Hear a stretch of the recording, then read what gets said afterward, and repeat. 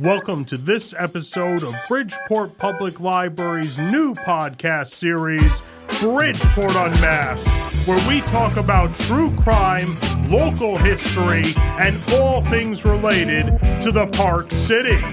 I'm Librarian Adam Cleri, and joining me today at Beardsley Branch Library's podcast studio is my fellow Bridgeport librarian, Andre Massa. Stick around today to hear our thoughts on one of the most famous and confounding alleged supernatural phenomenon in the history of Bridgeport, Connecticut. Andre, thank you so much for coming out today. Yes. Thank you, Andre. Thank you for having me. Glad to be here. Of course. So we're going to get this party on a roll pretty soon. But first, I just want to make a couple shout-outs. First, I want to shout out to Mike Balawa, who is helping us out get ready for today. Thank you very much, Mike.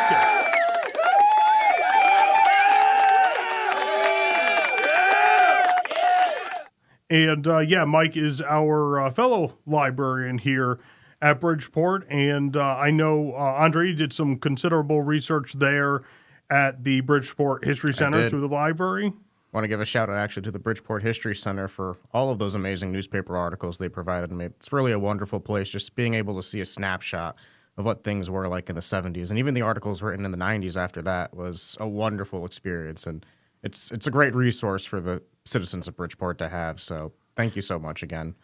Absolutely is. In the History Center, which I like to call the world's leading authority on Bridgeport, Connecticut, is located at the downtown library, the Borough of Satan's main library, 925 Broad Street.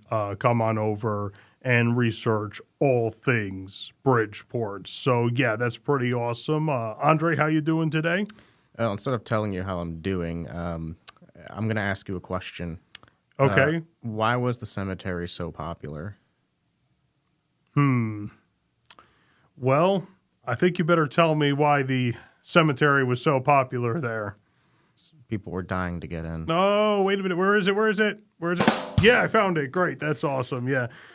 Good stuff. Yes. No, everybody out there, you have to forgive us for that. Andre and I are major connoisseurs and aficionados and such words of the dad joke. So, so we wanted to start off with one, and you will have to forgive us if a dad joke or two slips out there during the course of this podcast. But really, Andre, how you doing? I mean, was it too much of a commute for you to come here from the customer service desk 12 yards away from this podcast studio? I didn't feel like coming in here, but I couldn't miss this. We're talking about ghosts, so that's always a fun time, right? Absolutely, and we are in fact going to talk about Bridgeport native ghosts here today, specifically the things that happened on Lindley Street in 1974. But before we get to that, we are in the Beardsley Public Library here in Bridgeport, Connecticut, and given, Andre, that you spend at least a little bit of time in this library, right? Tell us what's going on here. Events, major doings, what's happening? So, as you know, we actually just recently opened our podcasting studios to the public. So if you're 18 years or older and have a valid library card from any library in Connecticut, you are free to come reserve one of our studios after you either watch a video that we actually did in here, which thank you for that, by the way. I loved it. Oh, you're welcome. Thanks. And or you could take one of my orientation to podcasting sessions. We do have those on the website, but I am having one on this Saturday actually. So come to that. It's at 3 o'clock. Give me a call at 203-332-0025 if you're interested. Other than that, we have computer classes every Tuesday, and, we have a chess club for kids every Monday, and, come to Beardsley's birthday party this Saturday. Happy birthday to Beardsley. We've officially been open for 1 year now, so that's fun. Well, it seems like it's been a long time. I guess I just spend a lot of time visiting this building here, but that's pretty awesome. Beardsley Branch Library is 1 year old, but so thank you, Andre, for plugging, among other things, the fact that yes, anyone 18 years or older and with a library card from a Connecticut public library can register to use this very podcast studio that we're sitting in.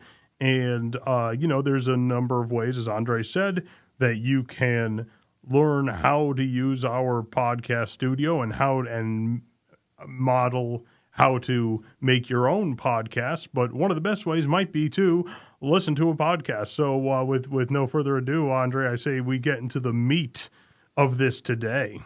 So awesome. Great. So, today we're going to have a little bit of a debate over the possible explanations of some wild and crazy stuff. Thank you, Steve Martin. Some wild and crazy stuff that happened in a house on Lindley Street here in Bridgeport. House is still there. And so Andre, I know, as you just said, you did some solid research at the History Center. Could you give us a historical background and just tell us what shenanigans were going down in November of 1974? Well, before I do that, if anybody's looking for a house, the house on Lindley Street is worth right now $101,038. Okay, that is very interesting, and I do believe it's currently resided in. It is. Someone, you'd someone have to buy it from somebody. Fair enough. But there's a lot of good podcasts on what the facts of what happened on Lindley Street, if you want to call them facts, right? And so that's why we decided to take a different direction in this podcast, where instead of just trying to represent the information that others have done an arguably better job of doing, we're going to be here to actually discuss whether they happened or not. So a brief background on what happened. The Goodins moved into that house on Lindley Street sometime in the 60s. They had a 7-year-old son. He had cerebral palsy, actually, and he did not. And it was difficult for the Goodins to take care of him, but they loved him very much. But he unfortunately passed away at the age of 7. In about 1968, they started noticing things. They weren't major things. It was just maybe things being moved around that nobody could have possibly moved around. There were some episodes of maybe arithmetic banging and so forth, but nothing that actually freaked them out or made them know that something supernatural was happening, right? At some point, I think it might have been 1971, the banging got louder and got more consistent, and the Goodins ended up thinking, well, there was a lot of construction going on near St. Vincent's Hospital, but there were also people that were playing pranks that they thought, right? And eventually what happened is after Halloween, the banging stopped and all seemed good on Lindley Street until Hell Weekend in 1974, which is exactly when these events happened. So in November of 1974, right, the Goodins and their daughter Marcia ended up hearing the banging got louder and louder and louder. And then curtains ended up falling off their racks that Friday night. And the Goodins just had no idea what to do. Saturday, the TV started rotating all over the place. And anytime they tried to move it back, it would just rotate again at a 35-degree angle. But it wasn't so bad at that point. Sunday in November 1974, which I think the exact date might have been around Thanksgiving, that's when everything kind of hit the wall. So the Goodins ended up calling in the police. It was a cry for help. And at that day, over 40 officers or so ended up going into that building. And there were all kinds of happenings. Refrigerators were described as being lifted off the ground. And it was a carpeted floor, by the way. So nobody could have grabbed that refrigerator. The TV ended up actually falling on Laura Goodin's toe and ended up breaking it. There was a photo that was broken, it looked like, from the inside. Cherubs ended up falling from the walls. Jerry Goodin ended up reporting that knives were being thrown towards him. Dishes were swirling around and slamming on the ground. And they tried to do every possible explanation. The fire department inspected the building. There was nothing wrong with the wiring. There was nothing wrong with the furnace. They even tried at points to see if maybe there was some seismic activity that was actually happening at the time. But, you know, they ended up determining that the tremors weren't strong enough to influence anything. And even if they were, it wouldn't affect just one house. But over 40 officers did not want to go back in that house because something strange was happening in there. And that's what we're really here to debate, right? Whether these things were of a supernatural cause or whether they weren't. I will say a little background that I might have missed on before. After their son died when he was 7, the Goodins ended up adopting a native from Canada. Her name was Marcia. Marcia was described as not wanting to leave her tribe in Canada, but the Goodins took her anyways. And the Goodins loved her very much, but they were very overprotective with her, to the point where she wasn't even allowed to see friends unless if the Goodins were there. So Marcia was a girl who was very isolated and did not have a lot of friends. She often tried to substitute maybe those with a lot of teddy bears that she carried around. And she was bullied on mercilessly at school. At one point, the kids even mocked her for her darker skin as being an ape, per se. And she did not have an easy time. And what happened in 1974 is she just happened to turn 11. And that is when everything started that's when actually that hell weekend for the Goodins ended up happening. And one of the popular theories for why a poltergeist might appear is that poltergeists seem to, A, they favor women more than men. And B, they seem to harvest off a lot of the negative energy, especially from an adolescent, right? People that are going through puberty, people that are going through a lot in their lives. And so most people seem to think that the appearance for the poltergeist had a lot to do with a lot of the stress and maybe a lot of the emotional trauma that Marcia was experiencing that gave off this negative energy for the poltergeist to feed off of. But that's go ahead. Okay, no, that was a fantastic background. That gives us exactly the background that we need. Plus, you were able to sneak in a little bit of your ghost favoring argument there, telling us a little bit about how these alleged things exist. Fine, that's fair. I can respect somebody who likes to jump the gun a little bit. No problem. Let us rock and roll in just a moment because we want to just plug 2 sources that you might want to check out if you want to know even more information, though that was a very good summary of things. You clearly did your research in the History Center. One resource to check out is The World's Most Haunted House, is a book by William Hall that we have at the library. And if you want a copy, please call us at 203-576-7400, extension 500, and I will make sure that in some way or form we have that information also in the description of this podcast. And also there is, and we're going to link the episode of Amazing Tales from On and Off Connecticut's Beaten Path, which is a podcast series run by Mike Allen. And this episode, the episode about the Lindley Street hauntings, is by our very own librarian, Jamie Pettit.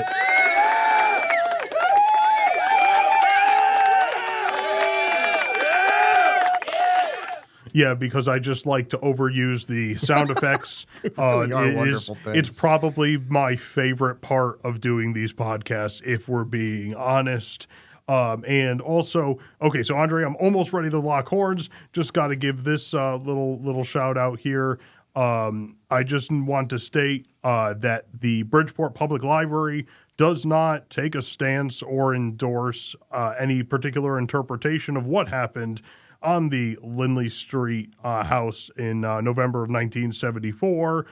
These are either a combination of just objective arguments that we're going through to give you an idea of what people may be thinking about this, or also our personal opinions. And if they are our personal opinions, we'll make that known. And with that, you ready to butt heads? Yeah, let's do All it. right, that's fantastic. So I won the coin flip that never happened. We actually just talked it out like adults rather than letting the magic of a spinning quarter determine who did what and in what order. So I am definitely going to give you the practical skeptic's view of this, right? The whole notion that no, this was just the same stuff that makes apples fall to the ground, right? Two reasons I'm taking that on. One, I'm inclined to believe that or believe something like that, and I'll explain what I mean by something like that later on in this podcast.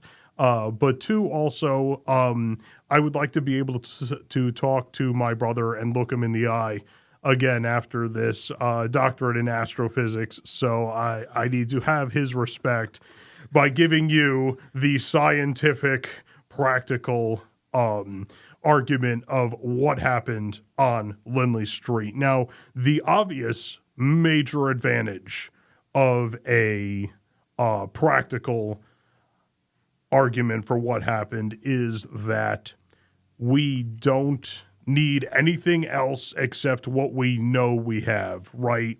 No need for an assumption of the existence of ghosts or anything. If a physical explanation can be made, you don't have to just throw in something from the outside. A few points to be had when saying this was just physical stuff going on.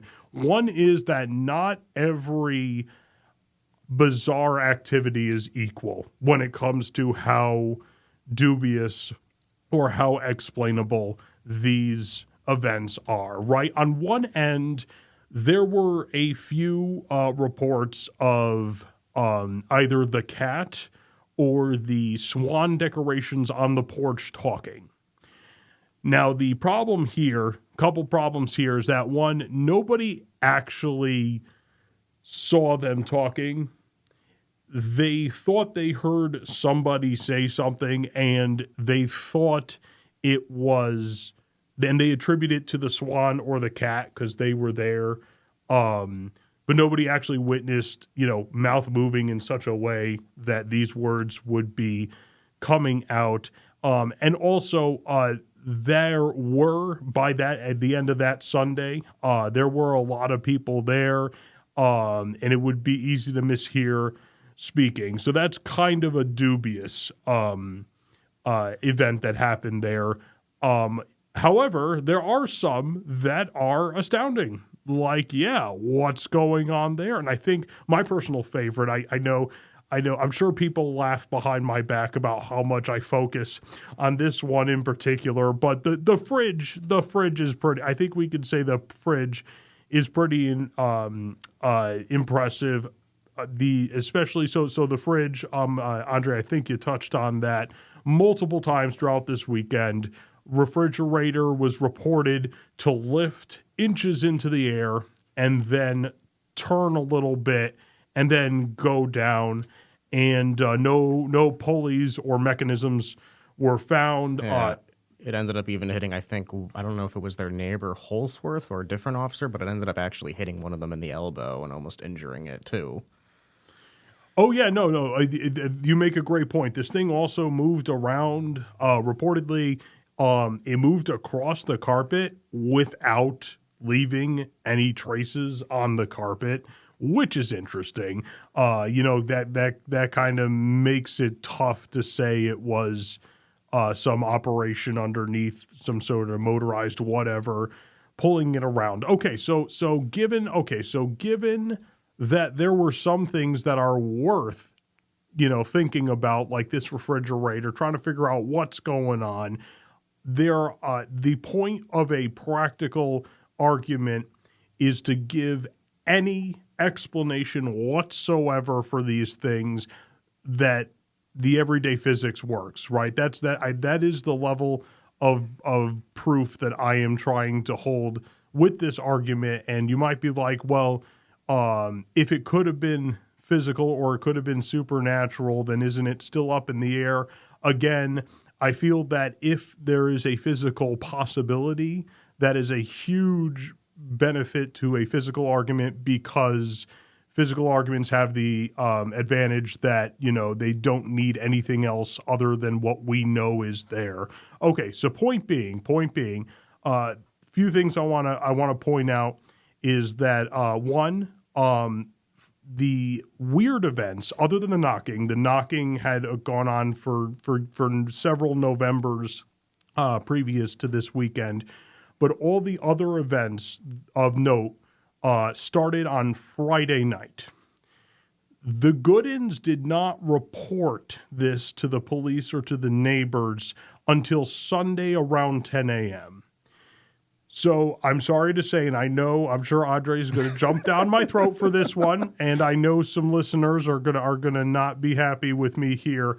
We can throw out everything that happened before Sunday at 10 a.m. because nobody was there to verify that this was happening. And yeah, no, I get that. People are going to be ticked at that because, a lot of people are really behind the Goodins, because the Goodins are nice people and they never monetized this event. So they're like, why would they lie? I do have a point on the Goodins, and actually I'm going to, I know this isn't like, presidential candidacy debates where people, cut each other off entirely. I'm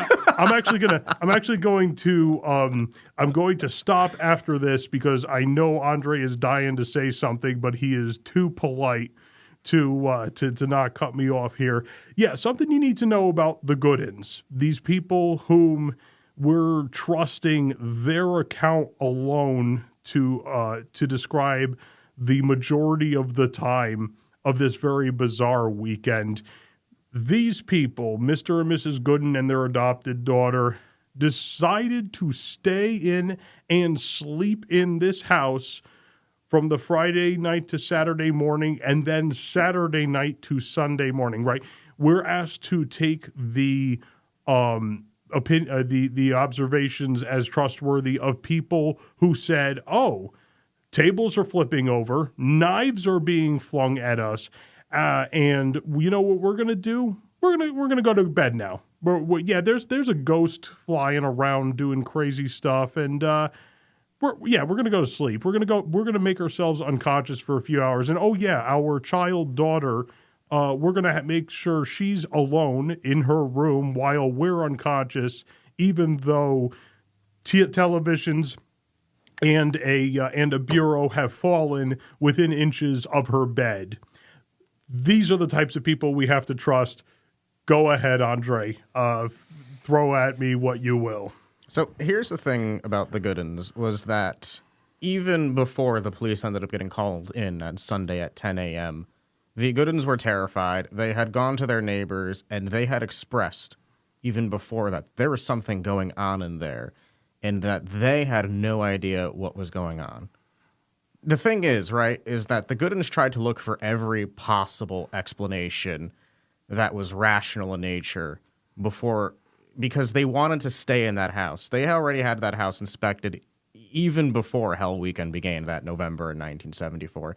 They had the wiring checked. They had the furnaces checked, all kinds of things, because they were so desperate for a rational explanation. Now, they didn't want to call the police in because that was the only home that they had known. And these were, by the way, good people, as you mentioned. They had no reason to monetize anything. As far as any of the research that I did, and, they didn't have any financial hardships or anything, right? There was no motivation to monetize the event.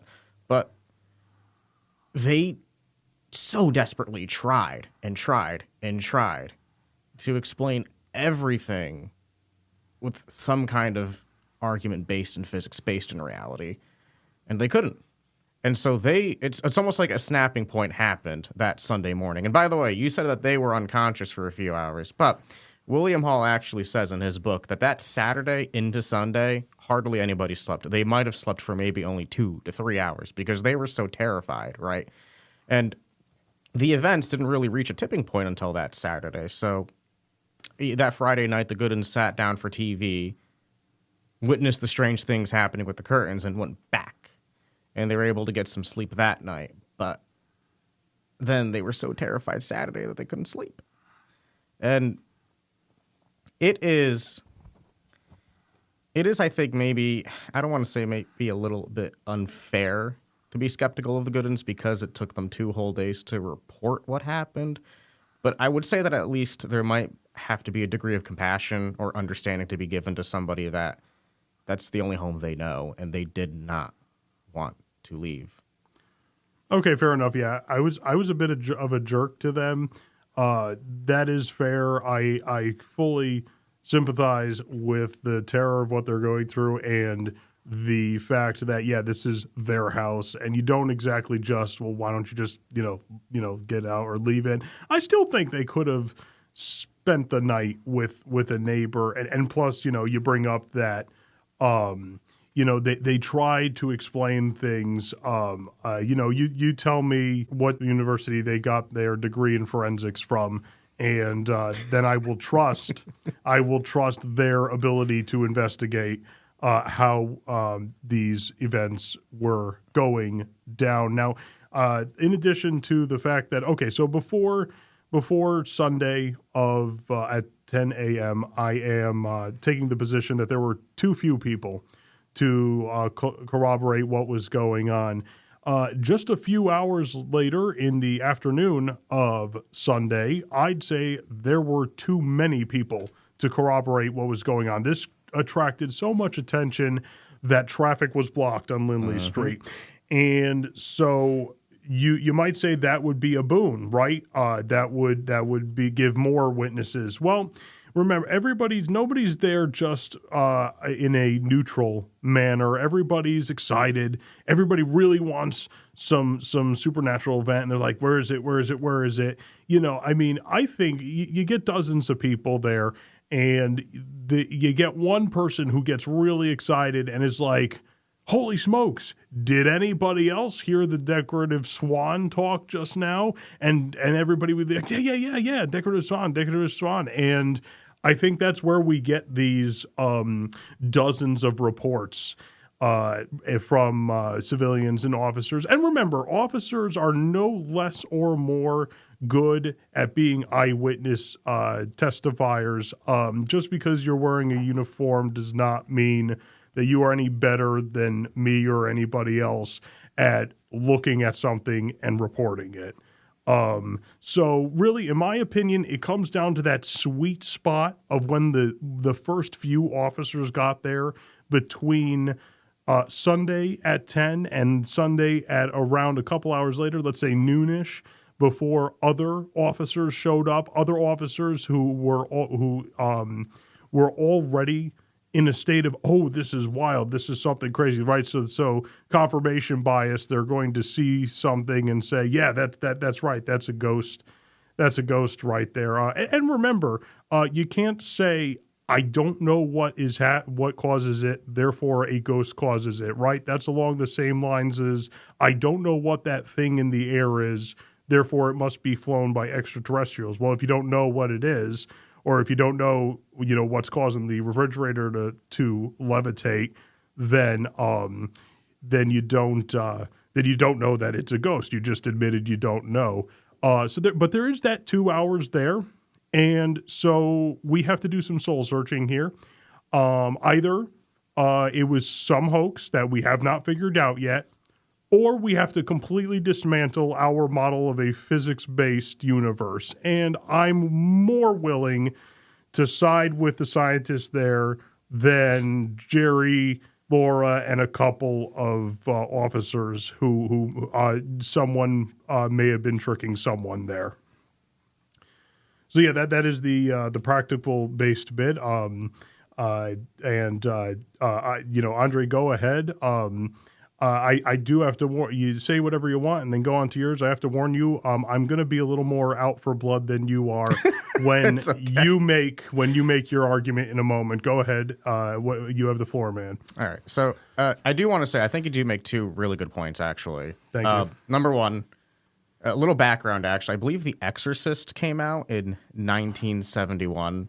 And you did mention the possibility in your argument that, when somebody, especially when this, I never watched The Exorcist, but I heard it was pretty scary.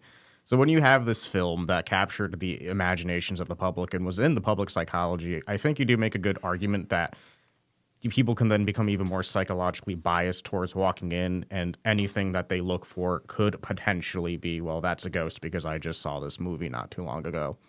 It possibly could have affected the officers, but William Hall actually states in The World's Most Haunted House that the two officers that were called, and I believe one of them's name was Lazeni, they were told when they were called that there was just an unexpected event happening, that it wasn't anything of a haunted house. And when they came in, they actually attributed what they saw as a burglary.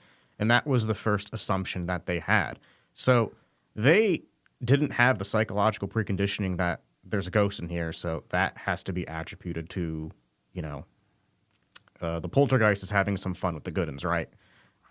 They came in there and they were trained to be professional observations within that physics-based universe, and yet, at some point, backup got called in, and over 40 trained policemen and firemen all were so terrified, right? People that are in life and death situations all the time. They've seen things that we haven't seen as librarians. But these people did not want to go back into that house. And if anything, they were actually psychologically preconditioned to be a skeptic, as you are. And they ended up leaving that place, legitimately believing that something supernatural was happening. And by the way, it is worth noting that the Goodens were given a psychological examination by Mr. Beatty when he did his report on the estate. So, as far as I know, all of these people were conditioned to actually be skeptics, and they ended up coming out of this situation with, call it the heebie-jeebies if you will, but a belief that something unexplainable by science, by physics, was happening on Lindley Street. And I would say it would just take fooling the first few of the emergency responders, and the rest would be convinced to follow suit. That's the point I'm making, is that what we really want to look at is those first few officers who set the tone and the mood for everybody else who was going to come in that day. But you are correct. They are trained to be skeptics, and obviously, the officer who came in first presumed it was a burglary for quite some time before changing his mind on that. Yeah, I mean, I think that there are things that might be a bit stretched. Like you mentioned the cat in the beginning, right? Many people attributed that to being ventriloquism. I do not think that Marcia had the skills or the ability to be that skilled at ventriloquism to make the cat called. But potentially, yeah, if people are in a frenzied state, they might think that they heard the cat saying, "Let me out of here." I believe it was "You dirty Greeks." And they, oh wow, that's a pretty disgusting cat. Yeah, okay. this cat was not a happy camper. No. And then there were some more supernatural descriptions that Hall even mentions, where the Warrens actually saw like these four entities end up forming as an exorcist was happening, right? And I could probably concede that those might be you might argue even worse, but those could be a bit stretched explanations for what happened. But some of these things, like a refrigerator coming off the floor, a TV falling on Laura Gooden's angle, right? 3 different police officers try to move that TV and it just insisted at staying at an angle, or the things that happened with the recliners, right? Those ones, I think we ran out of the physics-based arguments. And there were too many people that saw it happen. And it's just something had to happen there that is hard to explain. Sure, a Broadway magician was feeling little like he wanted to do something fun that day. Okay, I had to end it at that. Sorry, I am a sourpuss. I will defend my point, and I will rip apart yours. So please start it, so I could have that joy and privilege. Thank you. All right. So, number one, we'll have to talk about the hoax, right? That is the most popular explanation for what happened here. Marcia was described as being 11 years old and weighing 70 pounds. I do not think that she would have the strength just to be able to use her foot cleverly while an officer had his back turned and moved the refrigerator. That is, I am about 5'2", maybe about 155 pounds. I would have a hard time moving a refrigerator, and it would take me some time that somebody would be bound to notice me. The recliners were interesting because when Marcia sat in those recliners, they moved or they bent in a direction that it looked unnatural and that it might break. But then one of the priests, I believe it might have been Father Doyle, if I'm correct, he was a heavy-set man of about 250, 260 pounds, and he couldn't do anything to the recliner. And even before Father Doyle sat in that recliner, all of the officers sat in there, and they couldn't make it go in the way that Marcia, a 70-pound girl, had made it go in. Even beyond that, right, it is difficult to imagine that the Goodins had anything to gain from perpetuating this as a hoax. They did not seek attention because after the things happened on Lindley Street, many reporters tried to reach out to them, and Jerry wanted nothing to do with them at all. That's quite the opposite behavior from somebody that wanted to be in the national spotlight for living in a haunted house. As I think I mentioned before, the Goodins had no financial hardships, nothing that would motivate them to monetize this event. And even then, there were things that were reported in 1968. So what was this hoax then, a 5-year plan? Like, why start these things 6-7 years before and then all of a sudden explode it in 74, right? Well, I mean, just as the jerk I am, I'm actually going to throw your exact thing right back in your face. Why was the ghost so bad at scaring the Goodins out, or whatever its intention was? It decided November was a fun month, came around each November, knock, knock, knock. And then this weekend, like, I'm trying to, okay, so you made some great points about, this is kind of hard for physics alone to determine unless we have, Chris Angel was in Bridgeport that weekend and wanted to have some fun or something. That being said, why a ghost as the alternative explanation? I mean, it seems to me that this ghost, this alleged ghost, was not very good at whatever the heck it was trying to do, because it doesn't seem like it was trying to do anything in particular. If it was trying to hurt the Goodins, it could have done so much more easily. If it was trying to scare them out. Remember, these events happen at least 15, 20, 30 minutes apart. I mean, if I wanted somebody out of a house, I would just keep throwing things and levitating things until they got out. I don't know what your notion on how an intelligent being, albeit a non-living one, was motivated to do this. Well, okay. So one thing about poltergeists is that they're not necessarily.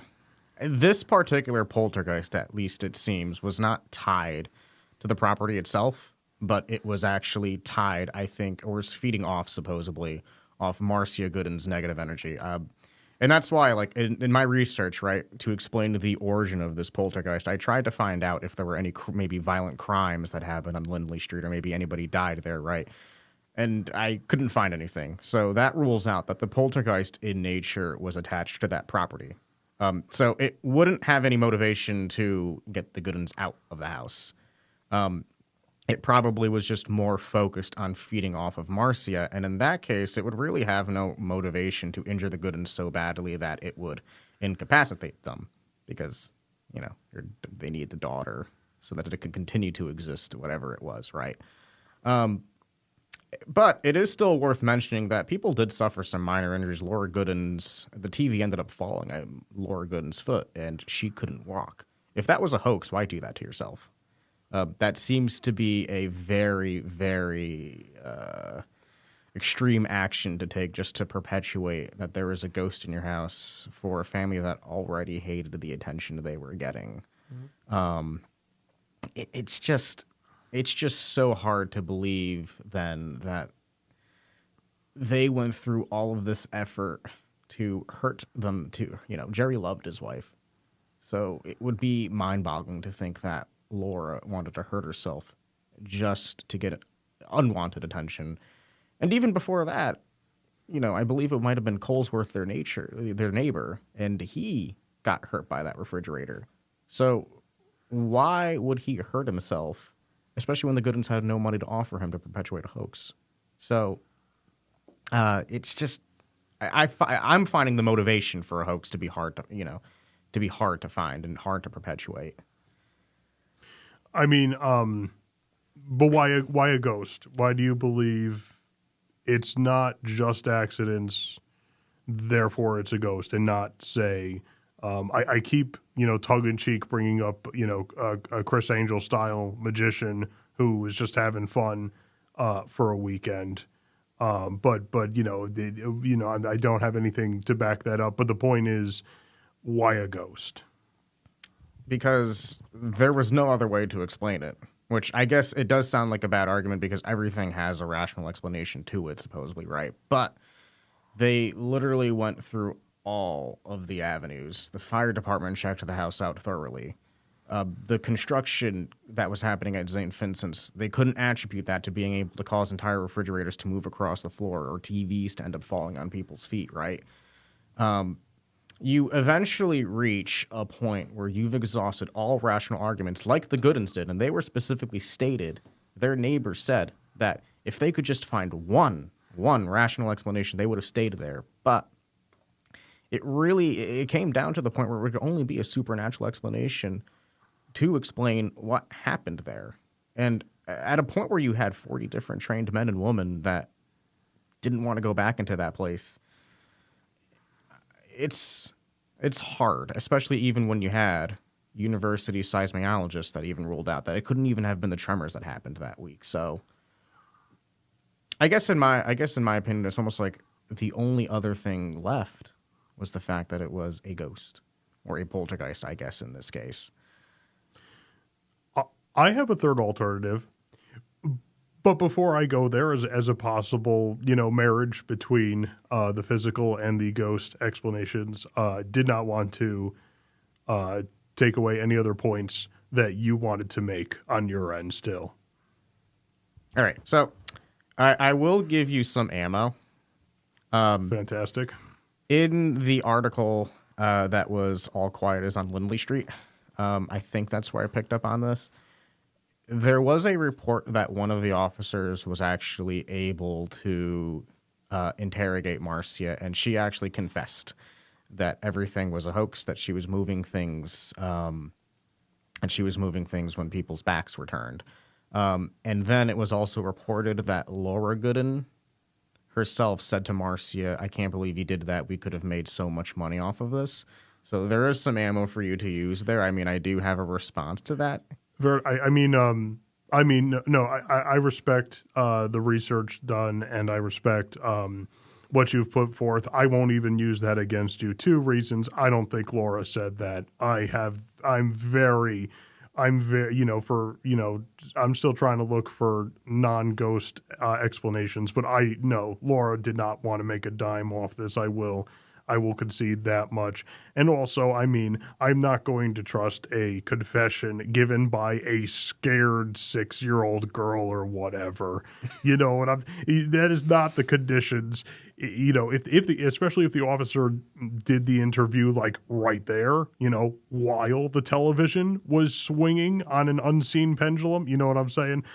So don't worry. No, neither of those. I think those are noodles that do not stick to the wall when you throw it at them. Because I have thrown noodles at walls to see if they're done. It's actually a lot more fun than taste testing. So So did you have anything else there? I will say that like a lot of my argument as to why something supernatural happened on Lindley Street largely relies on the fact that it is almost impossible to corroborate, to force 40 different police officers who had their jobs on the line, right, to end up being part of a hoax that could endanger their careers if they're caught lying. Based on the fact that these were trained individuals that saw things happen, that these were people that had nothing to gain from this being a hoax, and the fact that there was, I'm going to love to hear your third alternative, but the fact that it seems like everything rational was thoroughly investigated and yielded no results, it kind of leaves the only argument left to be that something supernatural happened. And Marcia's background does fit the explanation for something that could attract a poltergeist, if you will. Yeah, I do recognize that there is a whole study of paranormal, and the paranormal investigating community does have certain, canon and a set of knowledge about what they do. And you've expressed that throughout the day today with poltergeist. But yeah, no, cool. My turn. Yeah. Okay, awesome. You won the coin flip. Okay, yes, that's right. The third coin flip or three-sided coin or whatever that is exactly. So we've been talking about it's just, physics. It's just the atoms of things moving in a way that is an anomaly. We have been talking the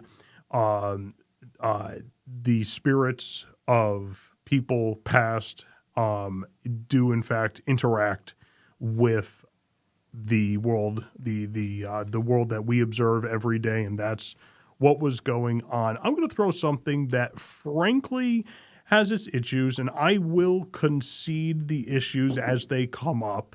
But at the very least, even if you don't buy it, and I don't blame you if you do, I only spent 3 years reflecting on these, but don't worry, I won't take that too personally. This is how I spend my free time thinking about these things. So at the very least, give you a notion of you don't always have to go to something like ghosts if you're convinced of not physical. And I'm going to reach out to the human mind and the powers of the human mind. The human mind is much vaster and much more powerful, in my opinion, than we give it credit for. No, I'm not going to talk about like cheese telekinesis or anything here. I'm talking about, I'm not going to talk about bending spoons without using your hands to physically bend them. I'm going to talk about how I feel, in the world around us, the mind interacts with physical things, and that one of the more unfortunate takeaways from our legacy of science is that we have separated very severely the mind from the body, and I think that's a big shame and inaccurate. My thoughts on the mind, and forgive me, I have to give a little background before I can apply it to the events on Lindley Street. I was brought up to believe that, as many of us were, that the subconscious is this sort of disgusting cesspool of dark, just not doing anything particularly constructive, and then our consciousness descends upon the subconscious. I don't even like the term subconscious because it implies it's less than the conscious. My subconscious is over time has produced entire stories and well-made intuitions, and then my conscious just kind of looks at these inspirations and goes, yeah, that's good. So I'm really convinced that our conscious is a very, very, very small part of our mind, and that the rest of our mental stuff is actually quite vast. And I will tie in why that's relevant in a moment. The other bit that has to be thrown out there is why I believe that a mind exists in the first place, why we have minds, and it goes back to the creation of the first cell. So Darwinian evolution is a fantastic theory. It's one of the more successful scientific endeavors that has ever happened. One of the big jumps, though, again, it's another matter of, explanations having a hard part to swallow, is how the first cell was made, right?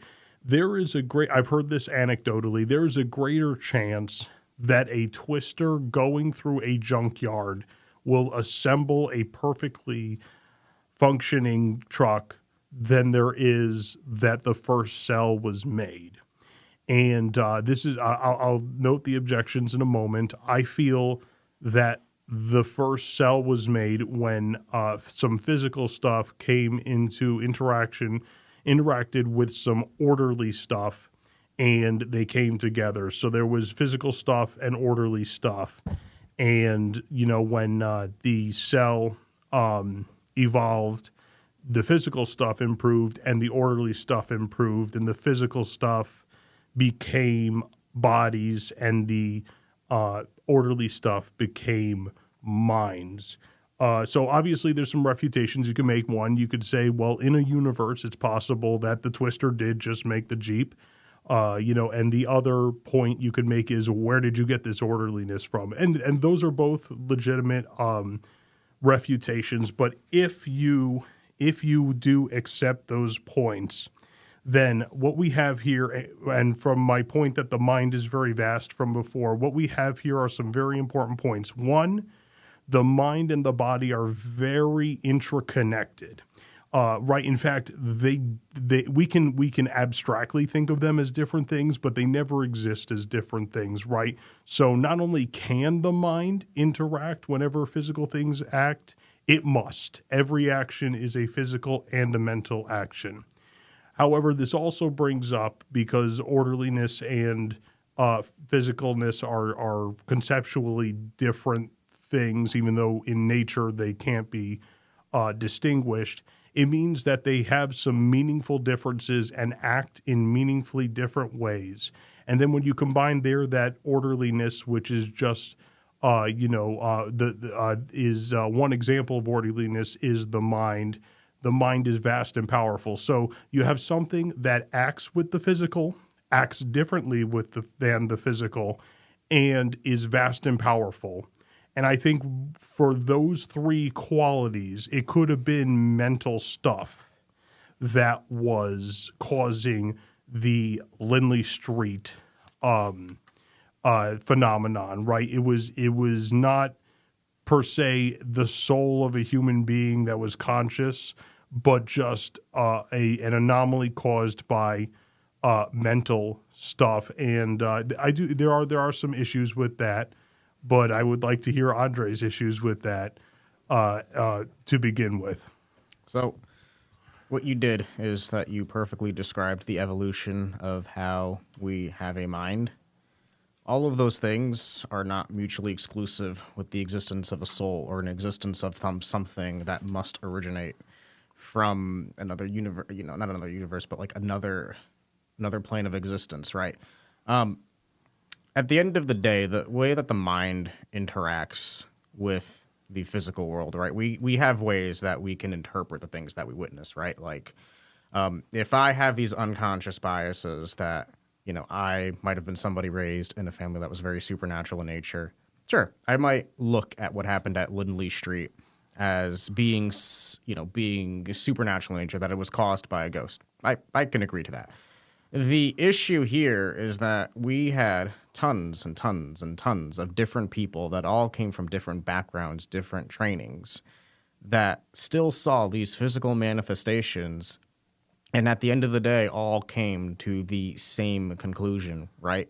So, but I'm saying that, like, the mental stuff can interact with the physical world, just like, the ghosts you're talking about would interact with the physical world, if you catch my drift there. In a way that would have moved a refrigerator off the ground. Okay, and you bring up one of the points that's still an issue with my model, which is right now I'm basically saying because this mind, this deep, powerful, enacting with physical parts mind is is powerful. It can do anything I want it to. And so, yeah, no, I cannot defend you to today why or how it would move a refrigerator. I'm just saying that for me, it's less of a jump to say the human mind, which we know exists, indubitably because we have one, somehow manifested itself in the physical realm to do this. I think that's just a little bit less of a jump than dead person came back. I think you're correct. That wouldn't be a terrible jump if it was just limited to even just the 3 people in the good ones. Mm-hmm. But the fact that we're talking about there were eyewitness testimonies from all kinds of different people, and they all still saw the same thing, right? Mm-hmm. Because I think we can concede that every mind is different. Everybody has different personalities. Everybody has different strengths and weaknesses, right? I'd even say the experience of consciousness differs from person to person, yes. So the more and more people that you have that saw the same thing, then the more and more I feel less reliable that argument makes. Because if we can concede that minds are differences and even the ways that we experience in consciousness are differences, but yet everybody still saw the same thing, then I think the argument becomes diluted in a way. Now, I think what you could the argument you could make was that we're all 40 people in the same room at the same time that saw the same phenomena happen. No, they weren't. And even Hall even demonstrates in his books that at a time there might have only been maybe a few handful of people in the same rooms, right? So I think maybe your argument could be more strengthened there. But the fact that we have all of these different eyewitness testimonies that were coming to the same conclusion, I think it definitely at least gives weight to the argument that something more supernatural in nature happened there. Now, whether or not that might have been, like you say, the mind's way of explaining these phenomena in a way that satisfies it, or if it was something supernatural in nature, I think that at least the supernatural case becomes strengthened because more and more people experienced the same phenomena. Okay. Well, actually, I thank you very much there. I don't have a reply to that. I will reflect on the notion of if people's minds are fundamentally different, and there's a situation where the mind is directly causing physical things to occur, wouldn't the presence of lots of minds actually cause things that are not that they missaw the same action, but to them the action was actually different. So I thank you very much for that. And yeah, no, this has been a great podcast. It's given me 2 things. One, it's given me something to think about, and I thank you very much for it. And the other one is I got to play with sound effects.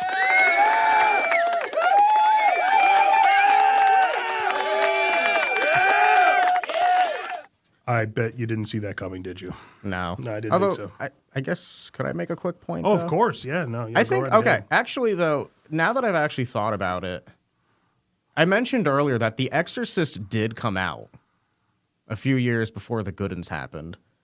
So I did make a whole spiel about like how we all experiencing things differently because we all have different, because we've all lived a life through, and become formed by life in different ways. But I do wonder that if enough people saw The Exorcist, that might actually lead some credibility to your argument then, because then they might have had their mind interact with the physical in a way that would then theoretically 40 people could have seen, a ghost or attributed it to a ghost moving furniture around. So, the most important thing here that I think we've demonstrated, there's a whole bunch of different angles that you can approach what happened at Lindley Street from. And the whole purpose of this podcast was just to present all of the facts and all of the research that we've done in a way that can let you, the audience, form your own opinion as to what did happen there. We both have different opinions on what happened. Neither of them are wrong.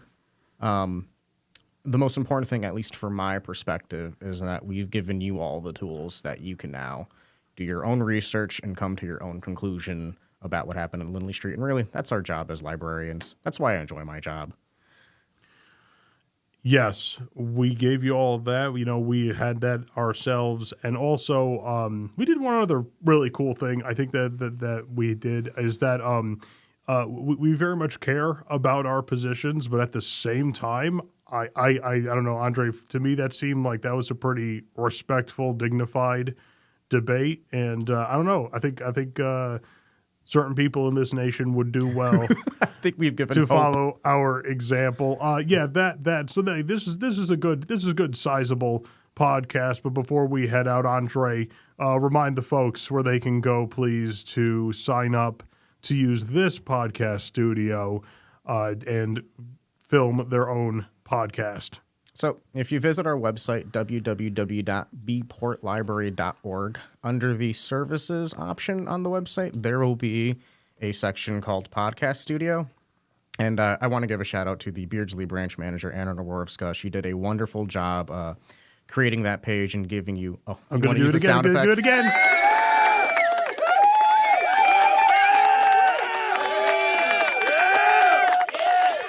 She did a wonderful job putting together all of the relevant information, including our policies, terms of use, and posting the first episode of this wonderful podcast on the website. So you can look at there for some more information. Sometime in the future, we'll have a way to directly make an online reservation for the studio. But for now, if you want to reserve our studios, you can call 203-332-0025, and I would be happy to give you more information about some of the classes you could attend or help you find the informational video that our Adam actually made for us. And then you'll be able to reserve a studio that way, or you can email me at amassa, AMASSA, at bridgeportpubliclibrary.org. I know it's a mouthful, trust me. But you can email me there, and I'd be happy to give you some more information. But as of right now, these studios are, at least this studio that we're recording in, is open to the public, and we would love to see you here create your own podcast and share your passions with the world. So, absolutely fantastic, and I will make sure that phone numbers and email addresses and all that jazz ends up in the description. So you don't have to, replay the same 3 seconds of the podcast over and over again to get them. You have anything else for me, Andre? Why did I take the tires off my car? I don't know. Why did you take the tires off the car? So I can drive around tirelessly. Wonderful. Yeah, I'm so happy. I'm so happy I gave you that book. It's just the best thing in the world. It's the gift that keeps on giving. Okay, cool. Yeah, I'm going to assume that was your last thing. And now, everyone, join us again next month for another episode of Bridgeport Unmasked, the podcast series about all things Bridgeport, Connecticut. I'm Adam Cleri of Bridgeport Public Library. This is my fellow Bridgeport librarian, Andre Massa, and we'll hope that you tune in to the next episode about the Park City.